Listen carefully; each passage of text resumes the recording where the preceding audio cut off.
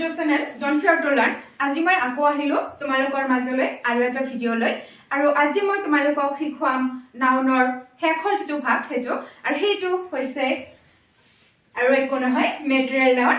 আৰু আজি মই তোমালোকক শিকাম মেটেৰিয়েল নাউন। মই কৈছিলো এতিয়া মই শিকাই থাকিম তোমালোকক মেটেৰিয়েল নাউন। আগতে মই যেনেকৈ তোমালোকক মানে বাকি যিবিলাক ভাগ আছিল তোমাৰ নাউনৰ সেইকেইটা যেনেকৈ মই তোমালোকক শিকাইছো মানে এক্সাম্পল আৰু ডেফিনেশ্যনৰ সৈতে, আৰু এই যেটো লাষ্ট ভাগ আছে আমাৰ নাউনৰ মেটেৰিয়েল নাউন, এইটোও মই তোমালোকক এক্সাম্পল প্লাস তোমাৰ যেটো ডেফিনেশ্যন সেই ডেফিনেশ্যনৰ সৈতে স্টাৰ্ট কৰি শিকাই দিম। আৰু মোৰ লগত আহা ডেফিনেশ্যনটো চোৱা আৰু এক্সাম্পল চোৱা আৰু বুজি লোৱা। এতিয়া চোৱা, it refers to a material or substance from which things are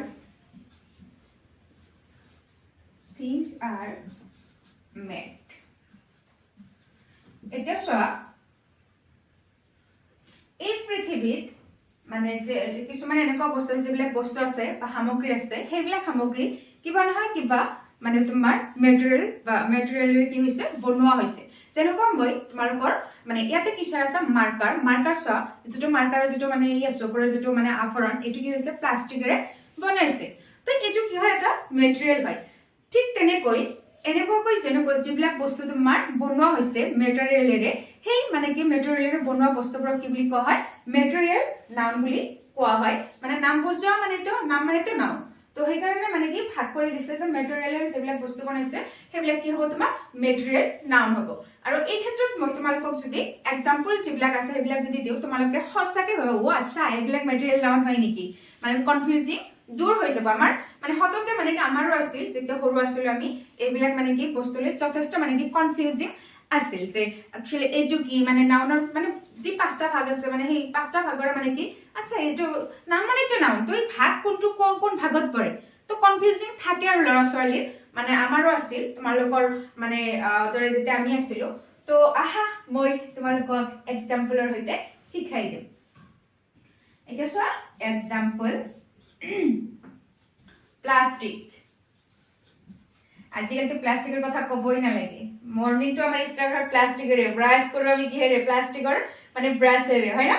তো সেইটো কি হয় তোমাৰ প্লাষ্টিক, আৰু প্লাষ্টিকটো কি হয় এটা মেটেৰিয়েল।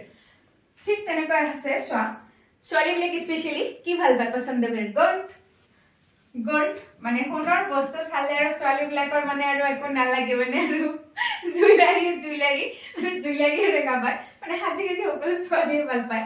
তো ডায়মণ্ড হলে তাৰ কথাই নাই, ডায়মণ্ড তাৰ পিছত আছে তোমালোকৰ ৱাটাৰ, তোমালোকৰ নহয় ৱাটাৰটো সকলোৰে, পানী নাগালে কোনেও নাবাজে, ৱাটাৰ। তাৰ পিছত আহা ইয়াৰটো মই তোমালোকৰ নকওঁ, সকলোৰে, কাৰণ অক্সিজেন নাথাকিলে মানে আমি জীয়াই থাকিব নোৱাৰে। তো ইয়াৰ তাৰ পিছত এনেকুৱাকৈ মানে কি চোৱা, মানে মিল্ক তাৰ পিছত আৰু কি দিব পৰা যায়, ঠিক আছে।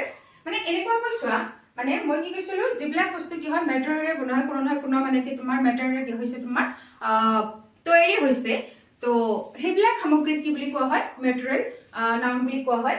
মই ইয়াতে চোৱা মানে এক্সাম্পল কিছুমান দিছো, plastic, gold, diamond, water, air, milk.